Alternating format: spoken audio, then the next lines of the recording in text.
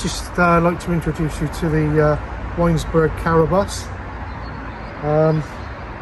The first thing we need to show you on this side is the keys.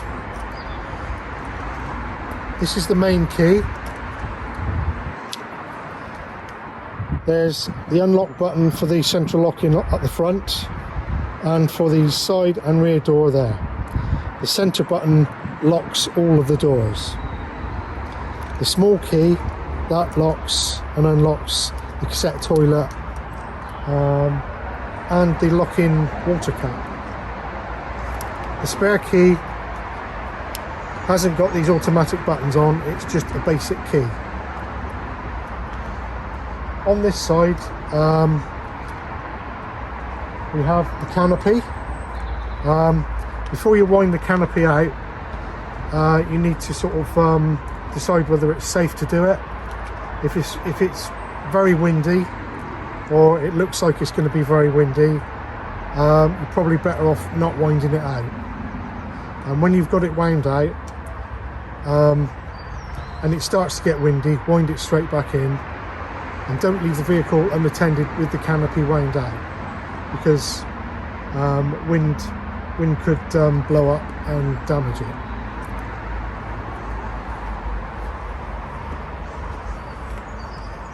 So before you wind it out, make sure this side door is closed.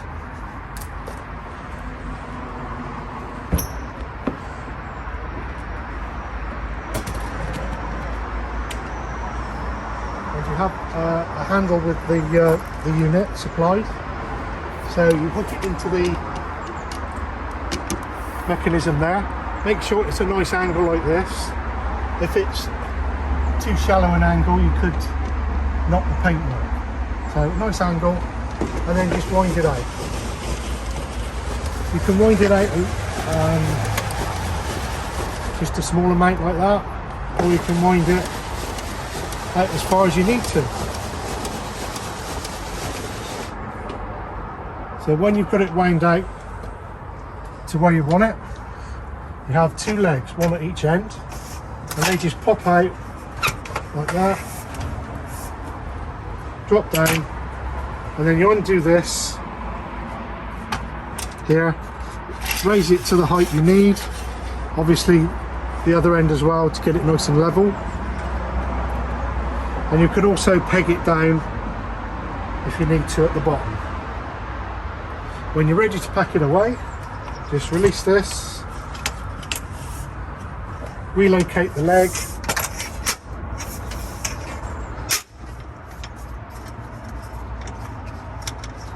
make sure it's stowed correctly,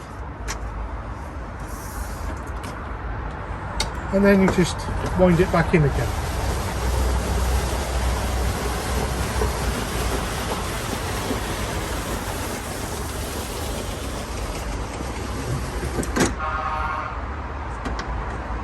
Remove the handle and stow it inside the vehicle. Okay, this side of the vehicle we have the mains inlet.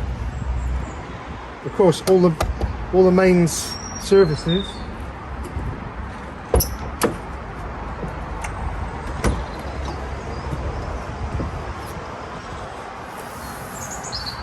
are located in this hatch.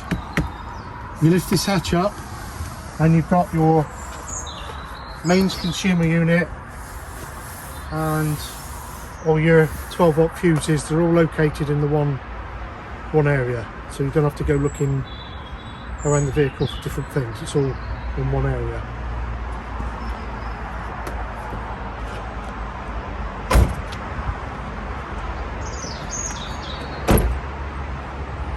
Back to this side, there's a lockable cap there that says water on it. You use your small key, unlock this, and then you just fill that with a hose. That fills the internal water tank. Now this internal water tank, occasionally it needs to be drained, so there is a specific drain point for this water tank.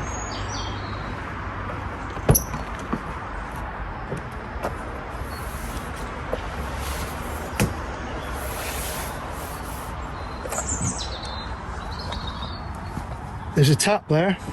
Undo this tap and the water drains out of the water tank. There's also an access there. You can take this cap off and you can wipe clean the inside of the tank.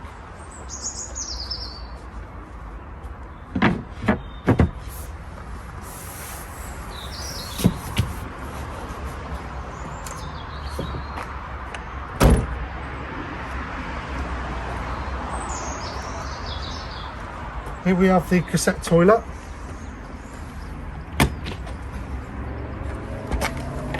Inside there is the main holding tank for the waste. So you lift this lever here and pull the whole tank out.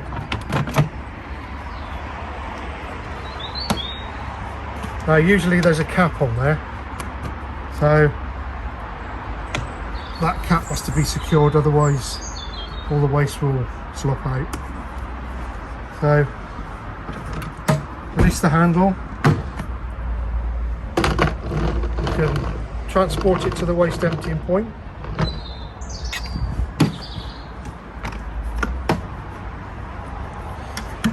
Move this out. Take this cap off. Point it towards the area to empty the waste and push this button in here. This releases the vacuum inside and lets air come in and all the waste comes out. When it's empty, put the cap, screw it back on again.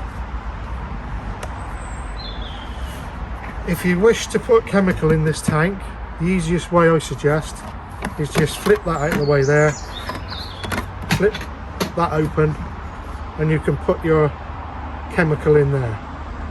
You can also swill it out if you need to.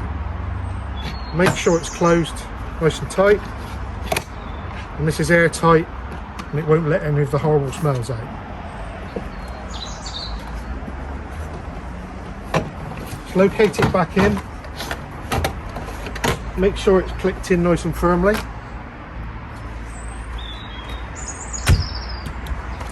There you go, that's the toilet. There's a pipe down here and a handle there.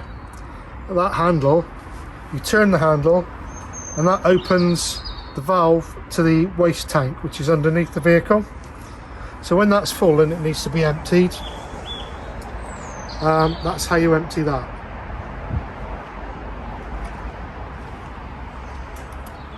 This is for the combi boiler.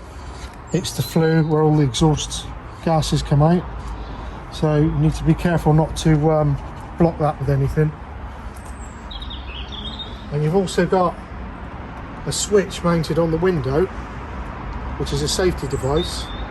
So if this heater's running, fumes are coming out here, if you open this window, it will switch the heater off. It's a safety device, so don't tamper with that because it is a safety device.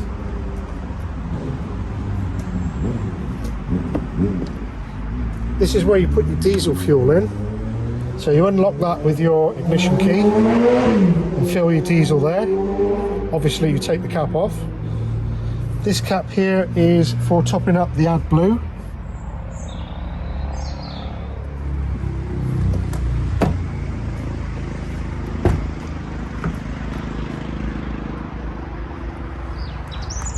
There's a small label here. If you need to pump your tyres up, the pressures are there marked in bar and foot pounds. Under the bed, the seat, there's a plastic box under there which has got all your tools in there for removing a wheel if you need to.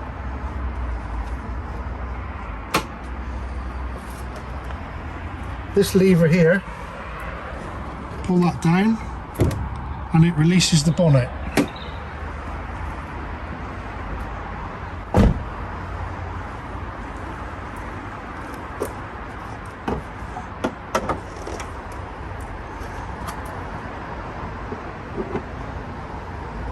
So you have a few things under here. The first thing we come to is the brakes, brake top up. This is the coolant. This bottle here is the powered steering, and this blue cap is where you top up your windscreen washer bottle. To gain access to these, you need to take this little panel off here. You undo these little catches, lift that off, and you can fill those. The oil is topped up via this cap here, and to check the oil level, there's a oil dipstick there. If in emergencies you need to jump start the vehicle with leads, there are specific points to do this. This here is where you put the negative earth lead on there. There's a little sign there that tells you. And under this little plastic cap here, there's a metal piece you attach the positive to. Now, if you connect these up in reverse order, you will damage the electrics on the vehicle, so you need to be careful. Consult the handbook if you're not sure. Okay, we're in the vehicle now. We need to switch the power on. So press this button here. That switches the control panel on. There's a switch there that isolates the pump. That is for lights. That tells you your battery conditions. There's your battery there, and that's the vehicle battery there. This tells us how much water we've got in the water tank.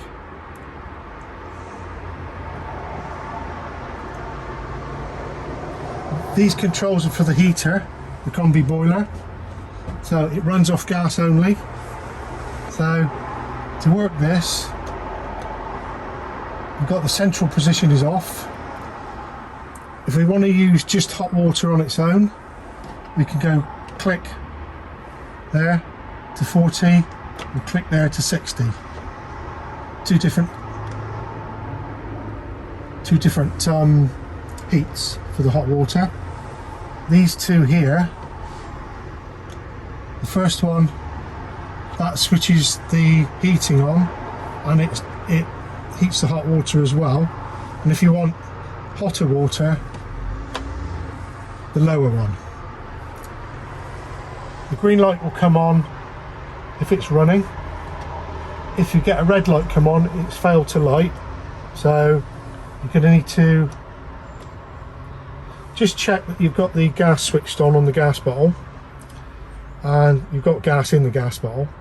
That's the two main reasons the heater won't light. So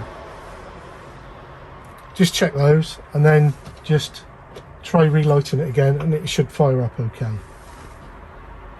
When you're finished using the heater, always turn it to the off position, and it will shut down correctly. Winter, especially if you're storing it for winter, or you're leaving it for periods of time in the winter, it's always best to drain the actual water system down. So you drain the water tank down separately to the water system. The water system, the technique for draining this down is you need to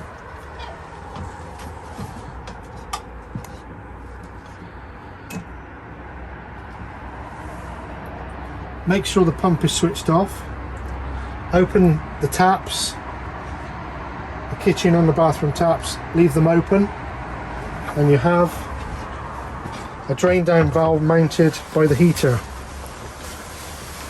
Now there's a blue lever on the top there,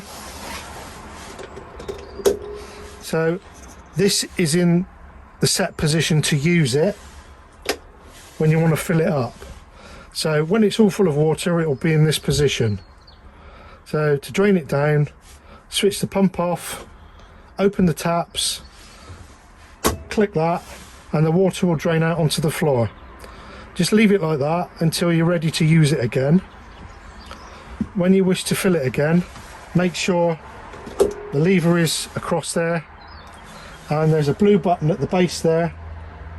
Click it in. That's also your frost protection device, that blue button. So the fridge is a 12 volt only fridge. It works off of the 12 volt battery. There's a switch in the back of the fridge to switch it on. There. So you switch it on, turn it to the desired temperature, and that's it. You have the inside of the toilet. You've got a seat there that you can move into whatever position you need. When you're using the toilet, the flush works from the freshwater system, so you need to have the pump switched on and the water system has to be filled and primed before it'll flush. So you open this lever here down the bottom, opens the shutter, all the waste goes down into there. There's a blue button there that you press and that flushes water around the bowl. Release that and it will stop flushing. Once everything's gone down into the bottom holding tank,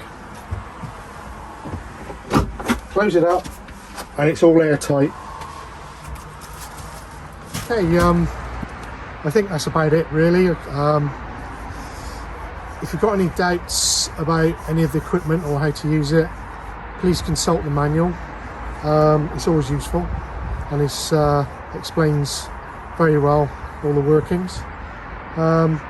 If there's any problems you get, you can ring our after sales department and an engineer will talk you through and hopefully we can get it sorted out over the phone.